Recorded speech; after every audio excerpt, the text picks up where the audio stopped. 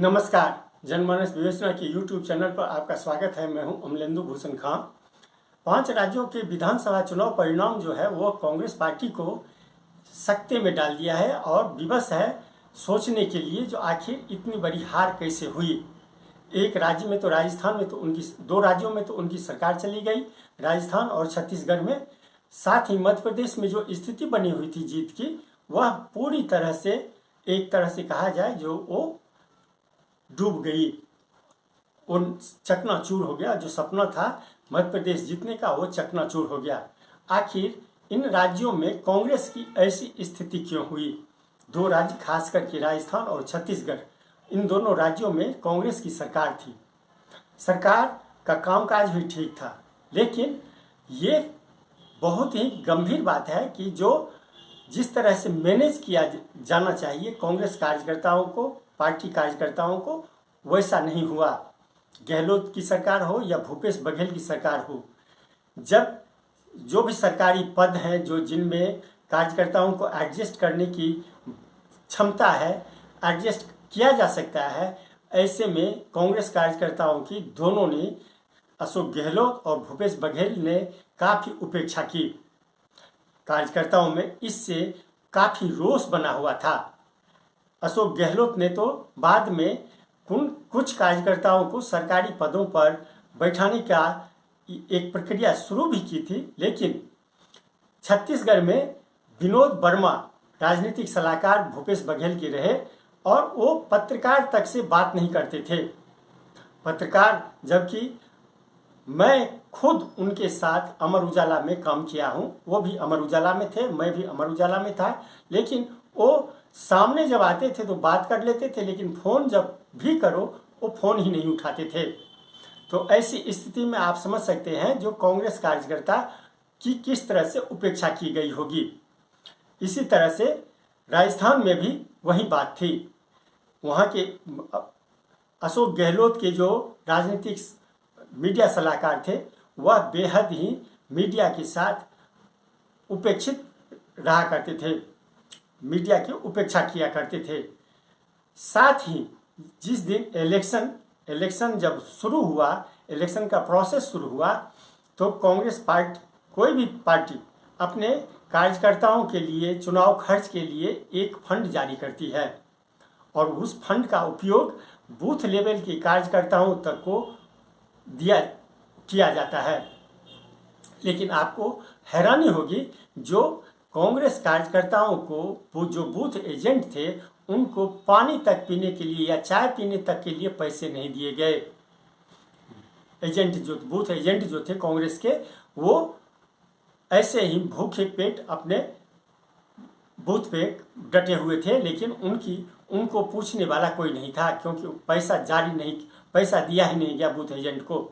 जबकि उनके साथ बैठे हुए बीजेपी का जो एजेंट थे, उनके लिए पार्टी हर एक तरह से तैयार खड़ी थी। उनके लिए खाना पीना चाय सब कुछ वहाँ उपलब्ध था, जबकि कांग्रेस पार्टी की बूथ एजेंट के लिए किसी भी तरह की व्यवस्था नहीं थी। नतीजा यह हुआ, जो कांग्रेस पार्टी पैसा भेजी थी, वो बड़े नेता हजम कर गए, पार्टी कैंडिडेट तक हजम कर गए, क्योंकि उनको एक विश्वास था कि वो जीत जाएंगे। इसलिए पैसा वो बचा करके रखे और जो पार्टी ने फंड दिया था उसका भी उपयोग नहीं किए। अपने तरफ से तो किए ही नहीं, साथ ही पार्टी ने जो फंड दिया था वो बूथ कार्यकर्ताओं तक पहुँच नहीं दिया। नतीजा यह हुआ, जो बीजेपी साथ में जो बीजेपी एजेंट बैठे हुए थे, वो कांग्रेस कार्यकर्ताओं को चाय तक ऑफर करते थे। ऐसे में आप अंदाज़ा लगा सकते हैं जो कांग्रेस पार्टी के एजेंट हों या कार्यकर्ता हों, वो किस तरह से काम किए होंगे। जब वोटर रातों रात 500-1000 रुपये में बिक जाते हैं, बदल जाते हैं, तो फिर पार्टी के एजेंट कितने देर में बदलेंगे?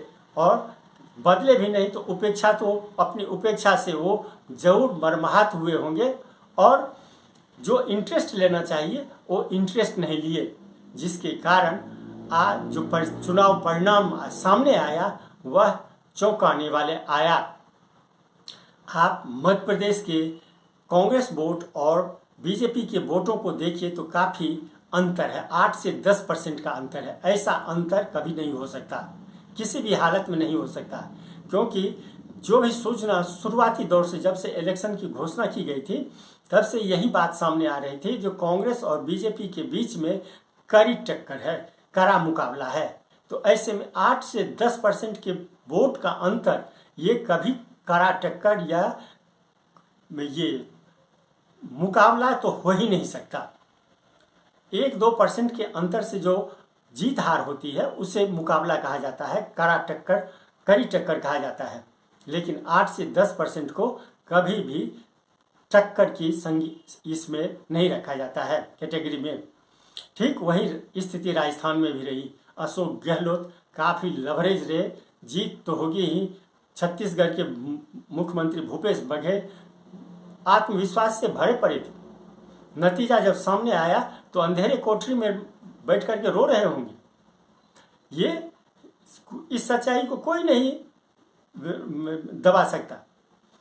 कांग्रेस पार्टी कितना ही विश्लेषण कर ले, लेकिन हकीकत यही है, जो राहुल गांधी और प्रियंका गांधी इन चुनाव परिणाम से अशोक गहलोत हो या भूपेश बघेल हो या फिर मध्य प्रदेश के कमलनाथ हो, तीनों से बेहद ही नाराज हैं। और जो पैसा पार्टी कार्यकर्ताओं तक नहीं भेजा गया उससे मर्माहत हैं और लोकसभा चुनाव को ध्यान में रख करके वो अलग तरह का अपना निर्णय ले सकते हैं। 2024 में जो चुनाव होने वाले हैं, लोकसभा चुनाव, उसमें पार्टी या राहुल गांधी या प्रियंका गांधी अलग तरीके से अपनी रणनीति बना सकते हैं। जब नेता, बड़े नेता छोटे कार्यकर्ताओं तक पैसे पार्टी फंड नहीं पहुंचने दे रहे हैं, तो ऐसे में किस पे विश्वास कर राहुल गांधी ये काम चुनाव जीत सकते हैं। आज के लिए बस इतना ही, हमें दीजिए आज्ञा। नमस्कार। आप मेरे चैनल को जरूर लाइक करें और सब्सक्राइब करें। आपका बहुत बहुत धन्यवाद।